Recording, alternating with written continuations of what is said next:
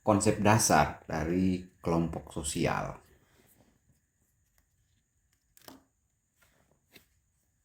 Kelompok sosial itu bisa dipahami sebagai sekumpulan ya.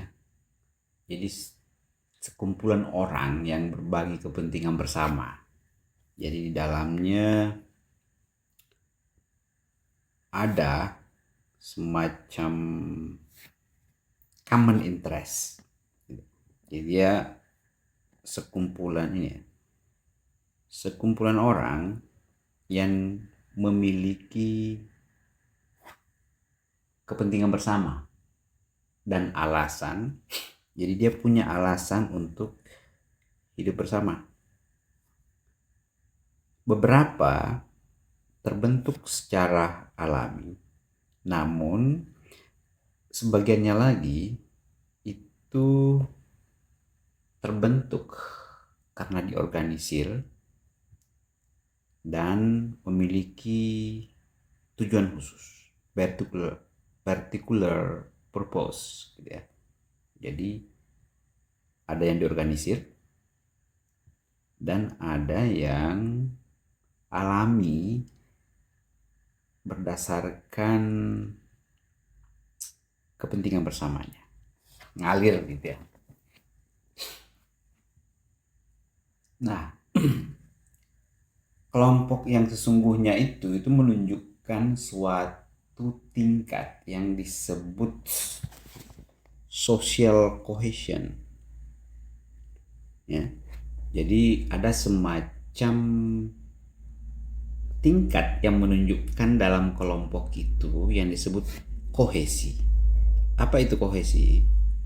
Kohesi itu bisa disebut sebagai saling kaitan, saling keterkaitan yang ataukah suatu kepaduan yang pada akhirnya mengikat meaning satu sama lain ataukah makna satu sama lain.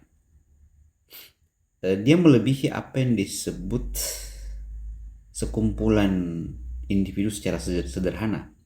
Sebagaimana seseorang misalnya menanti sebuah bus berhenti atau menanti sebuah antrian gitu. Karakteristiknya itu terletak pada share, berbagi gitu, antar grup, baik itu menekankan kepentingan, menekankan nilai, keterwakilan representasi, kesukuan, atau latar belakang lainnya yang mengikatnya. Ada ikatan ataukah background, social background ataukah semacam kinship ties.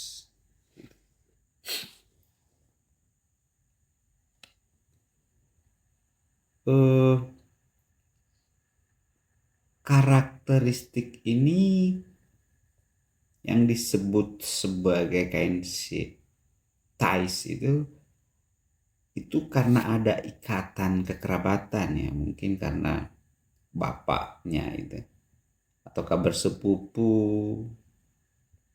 bersaudara, dan kekerabatan lain, baik yang dibangun melalui marga ataukah silsilah yang memang diarsipkan dengan baik sehingga data dari kinship ties-nya itu terjaga. Nah, kita coba lihat berbagai macam definisi. Kalau melihat dari siapa yang disebut di sini, McIlvaine itu menyebut bahwa kelompok itu ataukah sekumpulan orang itu merupakan setiap kumpulan manusia yang dibawa ke dalam hubungan sosial satu sama lain. Jadi a group is any collection of human beings who are brought into social relationship with one another. Jadi definisinya paling sederhana itu, kumpulan itu ditarik atau dibawa ke dalam hubungannya. Jadi poinnya di definisi ini ada pada apa yang disebut interaksi.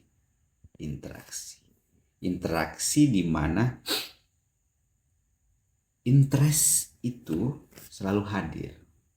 Ada kepentingan, ada nilai-nilai bersama yang kemudian dialami atau dipercaya atau diyakini sebagai sesuatu bagi kelompok atau yang saling terhubung itu. Kalau menurut Ogben atau Nimkov ini, kapanpun dua atau lebih individu datang bersama dan memengaruhi satu sama lain, mereka itu kemudian dapat dikatakan membentuk apa yang disebut social group. Jadi kapanpun saya atau Anda atau lebih dari saya sama-sama memberi pengaruh satu sama lain, maka potensi untuk membentuk apa yang disebut kelompok sosial itu ada. Potensinya besar. Lalu definisi yang lain dari Robert Kimmerton itu, dia bilang bahwa kelompok sosial itu merupakan sejumlah orang yang who define themselves as a member, yang mendefinisikan dirinya sebagai anggota komunitas. Taruhlah di kita itu sering menyebut semacam-macam entitas ya. Biasanya ada yang didasari oleh etnisitas, kampung, ataukah entitas lain yang disepakati dalam anggota grup itu. Di sini itu mengharapkan perilaku tertentu dari anggota yang tidak mereka harapkan dari luar, dan yang didefinisikan oleh orang lain sebagai milik suatu kelompok. Jadi dia mengidentifikasi adanya kesamaan para anggota-anggotanya. Ada kesamaan nilai yang dihayati, yang diyakini bersama. Jadi di sini dia mengekspektasikan sesuatu itu laku yang tertentu ataukah pasti dari setiap anggotanya, yang they do not expect from outsider, yang tidak diharapkan itu dari luar gitu ya. Jadi dia menolak macam-macam tindakan atau laku dari outsiders, sehingga yang paling ditekankannya adalah mendefinisikan dia didefinisikan oleh orang lain sebagai milik suatu kelompok. Jadi behaviornya itu adalah satu juga entitas yang ketika outsider kelihatan itu berbeda dan tidak ingin dipengaruhi oleh outsider ataukah direnggut nilai-nilai yang mereka hayati bersama. Lalu kita coba bergeser pada apa yang dapat kita jumpai sebagai karakteristik utamanya. Gimana sih karakteristik utamanya dari sebuah kelompok sosial itu? Yang utama pasti adalah apa yang disebut kolektivitas. Ada kondisi bersama yang sama-sama dimiliki, diyakini. Kemudian interaksi.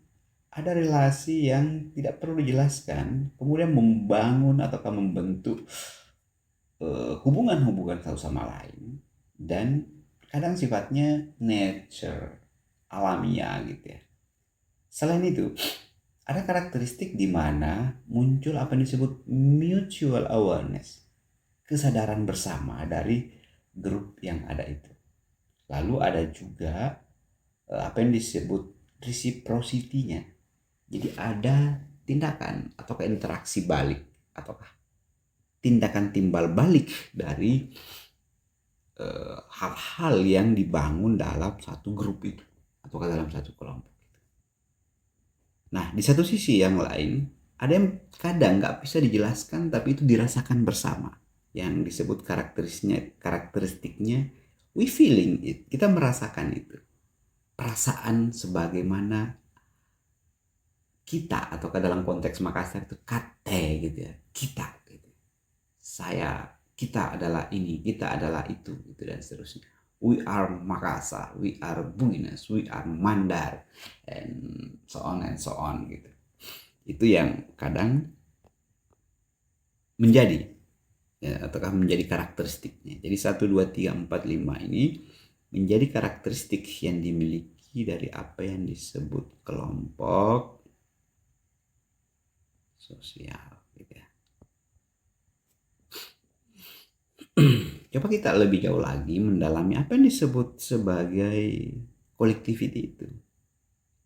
Jadi collectivity itu, teman-teman sekalian, dasarnya terletak pada apa yang disebut suatu prasyarat dari sebuah kelompok, gitu ya.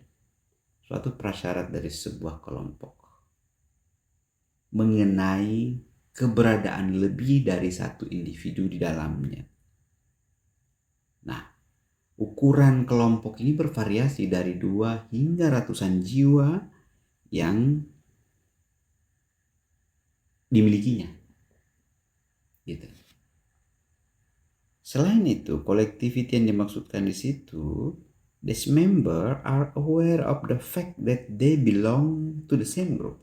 Jadi ada fakta yang membuat mereka secara otomatis menyadari, anggota-anggota itu menyadari fakta bahwa mereka ini adalah milik kelompok yang sama.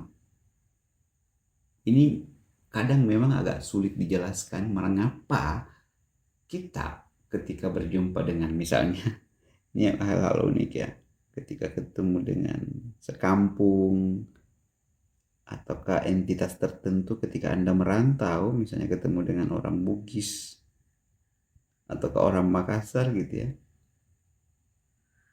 identifikasi mengenai apa yang melahirkan kategori dari kebersamaan atau bersama sebagai bagian, ataukah yang disebut prasyarat dasar itu gitu, itu muncul. Nah, ada macam-macam interaksi dapat dilihat dari apa yang disebut collectivity ini. Jadi karakteristik kelompok yang paling penting adalah kekhasan. Dia memiliki kekhasan, interaksi khas yang terjadi di antara anggotanya. Jadi, the most important characteristic of a group is the distinctive interaction. Kekhasannya, karena ada perbedaannya yang terjadi antar anggota. Selain itu, ketika pola interaksi menjadi lebih mendalam, when the pattern of interaction become more involving, mendalam, terlibat ke dalam lagi, kita bisa merasakan atau memikirkan ini adalah sebuah kelompok. Kita memikirkannya sebagai akulah ini gitu. Nah, contoh lain di kelas misalnya, seorang mahasiswa itu bertukar sapa, student exchange greetings dan berbagai informasi satu sama lain, dan mereka diperlakukan sebagai kelompok, diperlakukan sebagai kelompok oleh guru. Nah, kadang itu diidentifikasi, karena dia lebih dekat satu sama lain, identifikasinya itu memungkinkan dia diklasifikasi ke dalam satu grup. Berikutnya, kategori yang kita sebut tadi sebagai mutual awareness atau kesadaran bersama. Jadi di sana itu, dari kategori ini, itu terdapat interaksi fisik dan simbolik di antara anggota kelompok. Dengan mereka menyadari are aware of the existence of other members.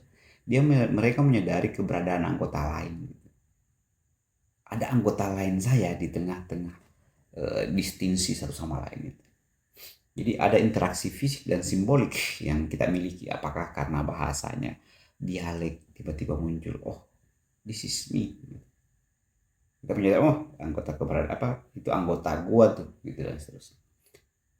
Kesadaran bersama ini juga membuat mereka merespons dan berperilaku dengan cara tertentu. Tiba-tiba Anda misalnya ketemu dengan identifikasi grup mana, itu tiba-tiba berbahasa sebagaimana kesamaan dari grup sebelumnya. Nah, itu dengan demikian akan saling memengaruhi konteks itu. Influence one's other. Selain itu, each member, setiap anggota mengakui bahwa ia adalah bagian dari kelompok.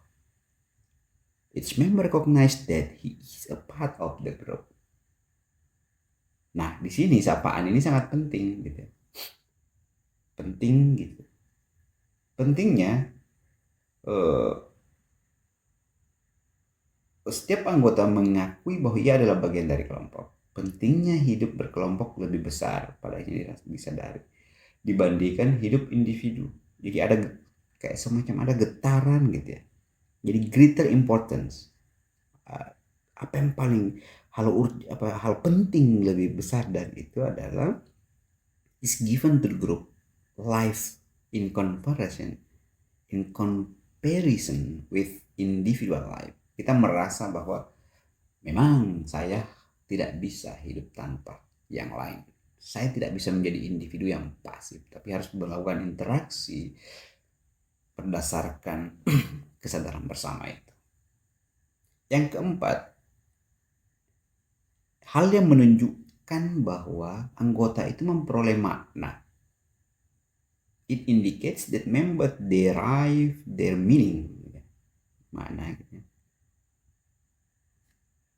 Memperoleh makna dan signifikansinya hanya berdasarkan ataukah mereka secara signifikan hanya dalam kaitannya satu sama lain. Jadi kalau tidak ada relasi yang terbangun satu sama lain, meaning, pemaknaan satu sama lain itu tidak bisa terjadi. Ya, dia hanya bisa diperoleh dari relasi itu untuk mendapatkan apa yang disebut maknanya. Kita bergeser ke kategori berikutnya, apa yang disebut reciprocity. Apa itu reciprocity yang sudah tadi kita ini kan ya, yang kita kategorikan? Timbal balik, hubungan timbal balik, sesuatu yang bolak-balik. Jadi setiap anggota itu tidak hanya sadar satu sama lain, tetapi sebagai anggota itu juga merespon atau berperilaku dengan cara-cara tertentu. Jadi members are not only aware of one another, but also respond or behave in particular way. Behave, berperilaku dalam cara-cara yang khusus atau yang unik, cara-cara tertentu. Hubungan inilah yang disebut sebagai reciprocal. Hubungan mereka bersifat timbal balik.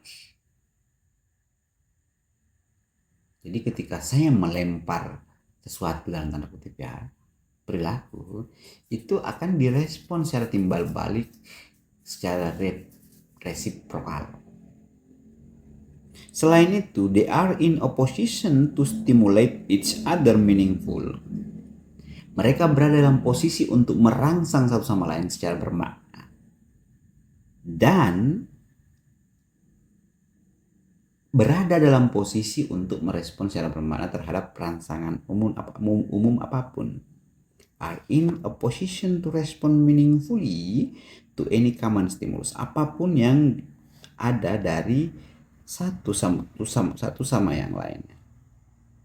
Kalau misalnya dihubungkan kayak begini. Ada ketika ini terhubung ke sini, yang hijau ini pasti akan melakukan tindakan reciprocity, timbal balik dari hubungan grup hubungan individu dalam grup tersebut gitu. Nah, ini yang paling unik dan I think you usually feel it gitu. Kita sama-sama kadang merasakannya. We feeling means that grow gitu. Perasaan kita itu berarti bahwa anggota kelompok itu memiliki loyalitas yang sama, ya enggak ya? Jadi di dalam kelompok itu ada kondisi di mana berbagi nilai-nilai serupa, gitu. Share some similar values dan melihat gitu ya, dan melihat serta membedakan diri dari seluruh dunia karena keanggotaan mereka dalam satu kelompok tertentu. We feeling, merasakan perasaan kita bersama. In this sense, dalam pengertian ini,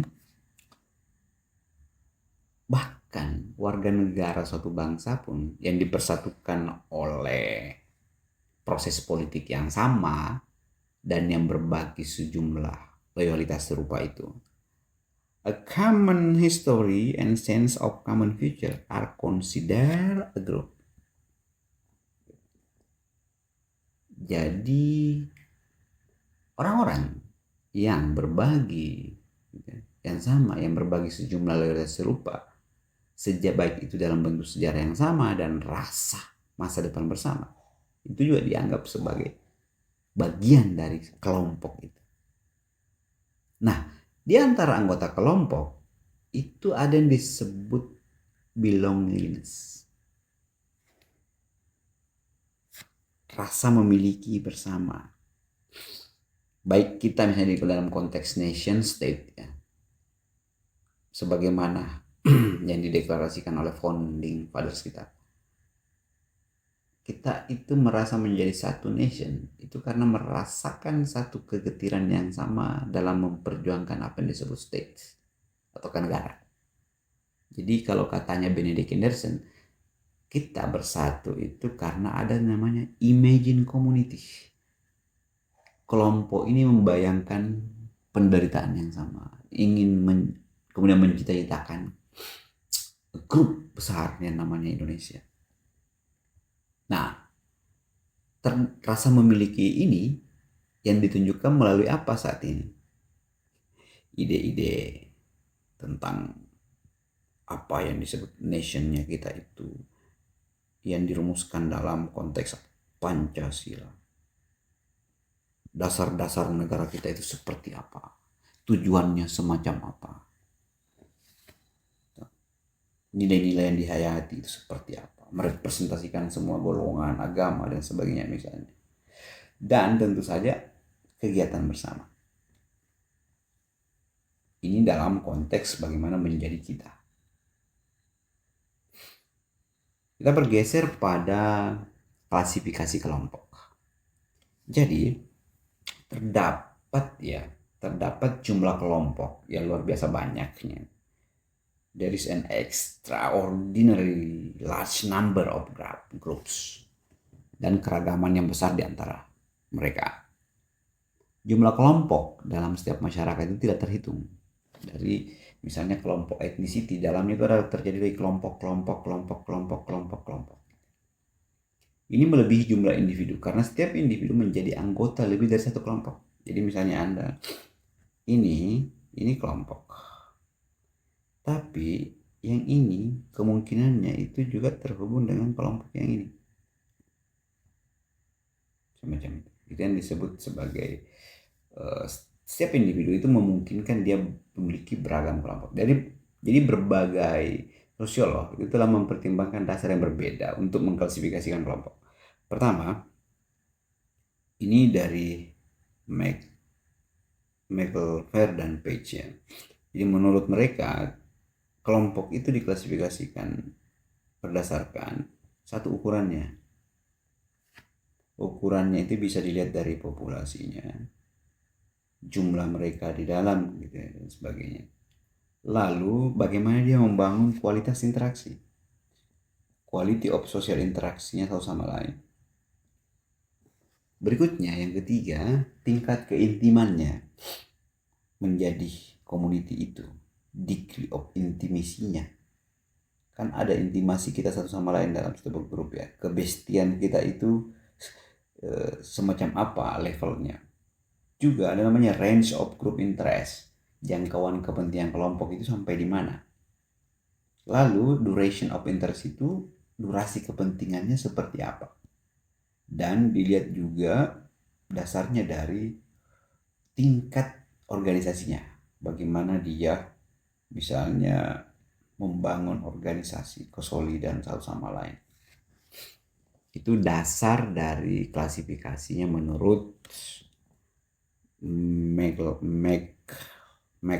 Fair dan Page. Kalau dilihat dari pengelompokan yang dilakukan oleh Sorokin yang dalam slide ini, dia menyebut kelompok sosial itu dibagi menjadi dua tipe. Jadi tipenya ini sangat apa ya, yang ke atas dan yang ke horizontal, yang vertikal dan horizontal. Vertikal itu dia bersifat jumlahnya bersifat ya, karakteristiknya bersifat inklusif. Jadi kelompok inklusif besar. Apa itu yang biasa dikategorikan kelompok inklusif besar? Seperti negara, agama, organisasi keagamaan, partai politik, dan seterusnya. Ini bersifat vertikal. Lalu yang horizontal itu dia lebih kecil divisinya, seperti kelas ekonomi, such as economic class, which give the individual status, gitu. Dan semacam peringkat dalam masyarakat itu lebih horizontal tipenya, dan semakin kecil dia terbagi dalam small definition menurut si Sorokin ini. Lalu kalau menurut klasifikasinya Sumner, menurutnya kelompok sosial itu terbagi dua tipe utama, yang di dalam dan yang di luar. Nah, kelompok dalam itu ditempati individu mengidentifikasi dirinya, identify himself and his in group.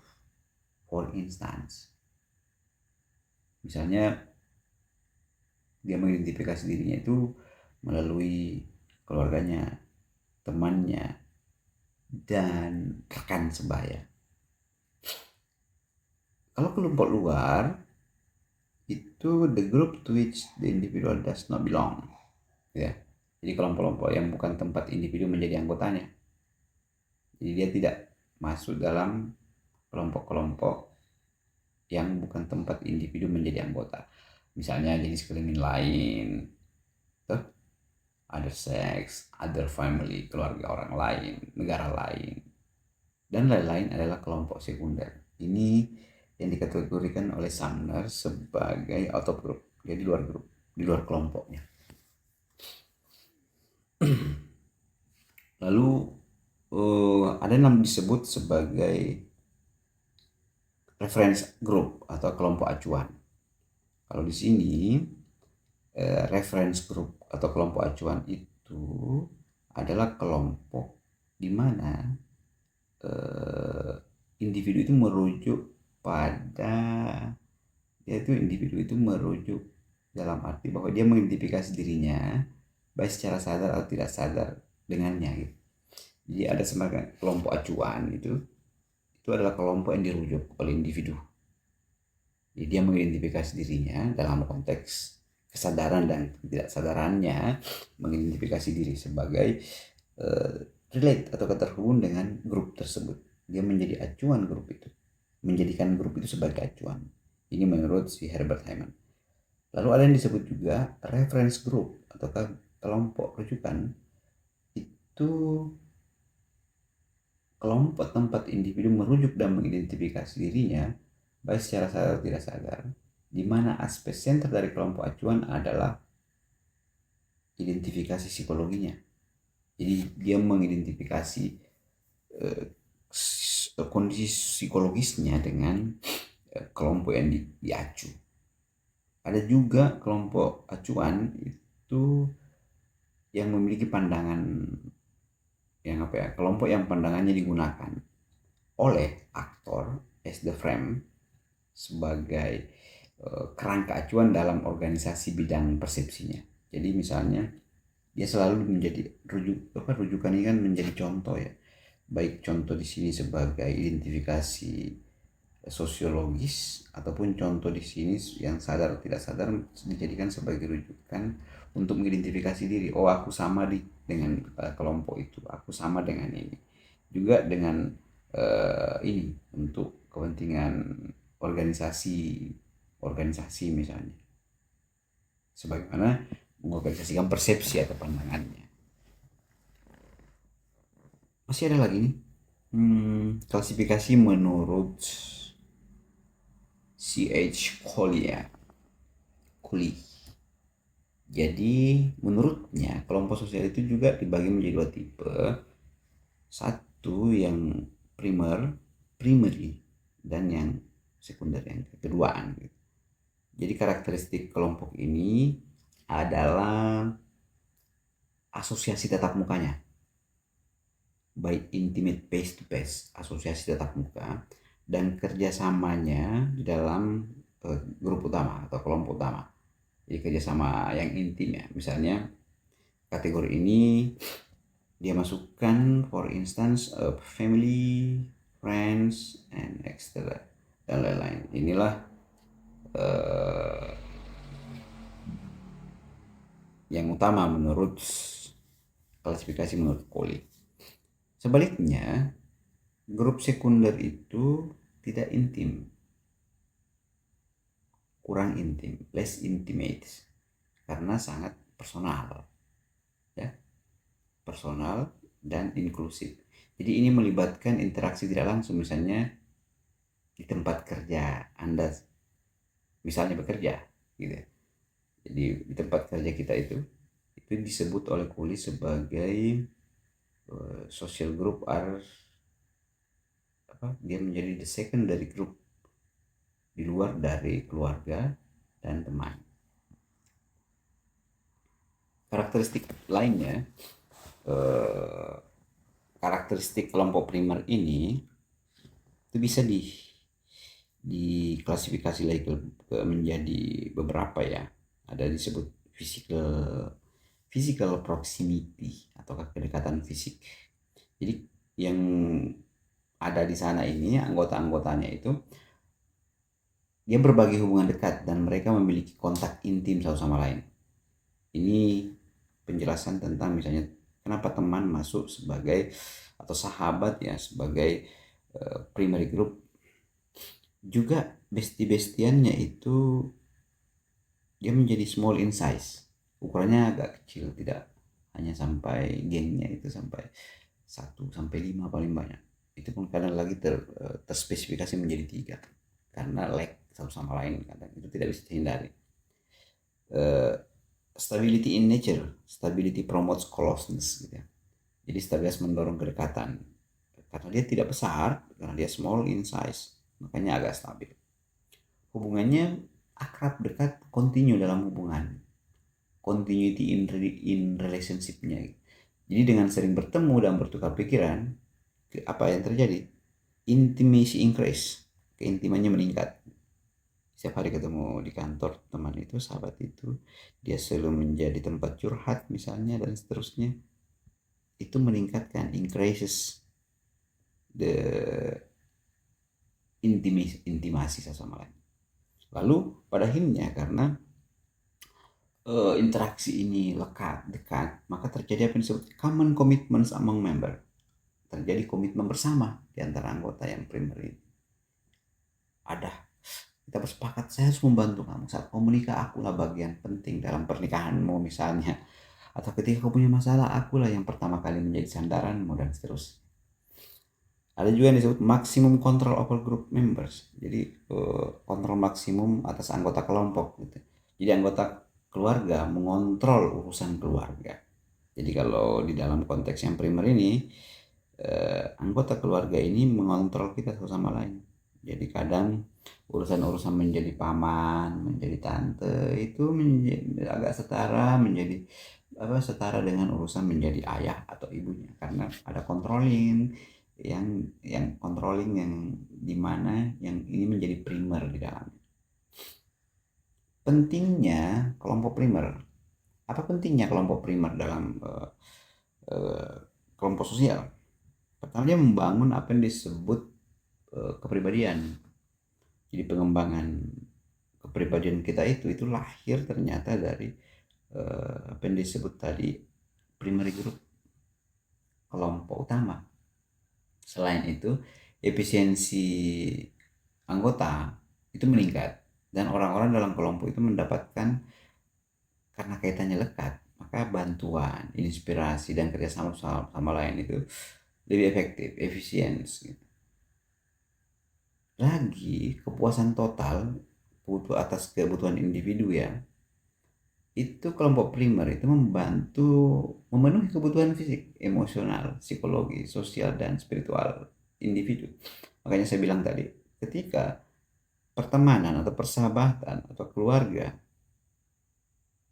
dalam misalnya menyikapi ketika Anda menikah ya, itu keterlibatannya sangat kuat. Karena emosinya, psikologinya, dan sebagainya itu menuntut dia untuk melakukan itu, memenuhi kebutuhan itu, total needs dari kita. Lalu anggota-anggota kelompok ini juga menyediakan apa yang disebut cinta, ya karena bestian ya misalnya, maka love itu increasing, menjaga pertemanan, menjaga keamanan teman, belongingness, rasa memiliki satu sama lain. Ketika ada yang ganggu bestie saya ini, maka aku yang pertama dihadapinya. Kayak semacam itu kan. Dan persahabatan satu sama lain itu companionship to one another ya. Ini kata kuncinya sebenarnya, salah satunya kenapa friends yang, karena kan friends ini ya, you can become my friends but itu bisa saja tidak dalam konteks primary group ini. Kita berteman aja, tapi kalau sahabat itu membangun kelekatan. Ini bedanya ya bahasa Inggris dengan bahasa Indonesia. Teman itu berlapis pemaknaannya. Nah, juga socialization process initiates within the primary group. Jadi proses sosialisasi itu berawal dari kelompok ini, grup utama. Itulah pentingnya ya bagian ini, kelompok utama kita masing-masing, karena setiap orang itu punya kelompok utamanya, baik tadi yang didefinisikan sebagai grup keluarga, ethnicity, sahabat, organisasi, dan seterusnya. Lalu bagaimana karakteristik dari kelompok sekunder? Nah, kalau di karakteristik kelompok sekunder ini, itu posisi anggota bergantung pada peran dan status mereka. Jadi ada apanya ya, posisi-posisi kita itu depends even our role dan status kita di dalamnya. Taruhlah ketika kita berada di sebuah organisasi ya, itu sangat menentukan bagaimana organisasi atau institusi itu terkait dengan kita, itu berdasarkan peran dan apa yang disandang saat ini sebagai status. Juga ini yang menentukan apa ya, relasi dan based on self interest, kepentingan di sana. Jadi kita bisa saja sangat menjadi apa ya di organisasi itu karena ini hubungan kita dan kepentingan kita. Diri itu tergantung jadi kemandirian, self dependence itu tergantung bukan maksudnya itu lain. Self dependence itu artinya kemandiriannya terjadi itu di antara anggota. Jadi kaitan sebagaimana di primary itu berbeda ketika friends atau sejawat di dalam itu kemandiriannya terjadi satu sama lain, tidak dikaitkan atau tidak terkait gitu ya kalau dalam konteks ini. Lalu dia large ukurannya, dia besar, gede dia ini katanya. Tidak ada juga kedekatan secara fisikal sebagaimana primary group. Juga tidak ada kedekatan fisik. For some purpose, after attaining that it may dismantle. The group cannot exercise control to that extent and due to large size. Karena saking besarnya, dia dibentuk oleh beberapa tujuan dan dapat bubar setelah tujuan tersebut tercapai. Ya. Dan dia lack stability, tidak begitu stabil dalam hubungan satu sama lain. Juga terbatas sekali hubungan-hubungan kita dan tanggung jawab terbatas juga di sana ada. Members play active and passive role. Ada yang memainkan peran aktif dan ada yang pasif. Juga ada kemungkinan membangun possibilities of development in individualism. Jadi ada kondisi di mana individualisme itu lebih dominan, ngurus diri masing-masing ketimbang mikirin Allah gitu. Kayak gitu. Misalnya saya pejabat bagian atas ya, gua sendiri gitu. Kebanyakan gitu ya teman-teman ya. Karena dia bos, ya dirinya sendiri yang dipikir. Yang bawahan kenapa sih lo? Kamu bukan siapa-siapa aku, kamu bukan anaknya ini, atau apa dan seterusnya. Itu kondisi-kondisi yang bisa kita lihat dalam secondary group. Kita ini secondary sebenarnya di tempat-tempat kerja itu kebanyakan kita secondary group, bukan primary group, kecuali kalau Anda anak owner. Dibentuk dengan tujuan yang jelas, fungsinya tidak spontan. Kalau yang primary itu sangat spontan fungsi-fungsinya, kalau ini tidak. Ada tujuan tertentunya, goalsnya yang kadang hanya dirumuskan oleh beberapa orang tapi melibatkan begitu banyak anggota. Tapi bagaimanapun, kelompok sekunder ini juga penting, ada pentingnya. Pertama, kebutuhan itu dipenuhi dalam kelompok seiring dengan kemajuan teknologi dan terkait dengan perubahan sosialnya. The needs are satisfied in the group with advanced technology and associated social change. Jadi kita akan ada banyak interaksi ya dengan adanya ini kemajuan ini ya. Grup ini juga satisfies. Jadi dia memenuhi kebutuhan masyarakat. The group satisfy the changing needs of social and individual. Kelompok ini memenuhi kebutuhan masyarakat dan individu yang berubah. Gitu.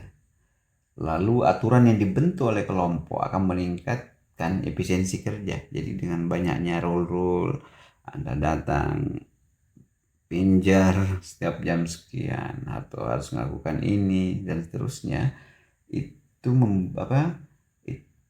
membentuk peningkatan atau efisiensi kerja. Ada juga delegasi wewenang. Jadi delegation of the authority, coordination dan perencanaan aktivitas akan terwujud. Delegasi wewenang, koordinasi dan perencanaan kegiatan akan dilaksanakan karena sifatnya delegatif antara strata dari atas gitu ya, hierarki atas ke bawah. Kemudian kelompok sekunder itu menampung sejumlah besar anggota yang memperluas pandangan kelompok. Jadi karena tampungannya, hanya saja kepentingannya dia tidak diikat begitu kuat ya. Setelah tujuan selesai, kadang selesai juga. Terakhir, karena itu kita mengatakan bahwa kelompok sosial itu merupakan ya, sekelompok atau sejumlah orang yang berbagai tujuan, who share common goals atau keyakinan. A true group exhibits some degree of social cohesion.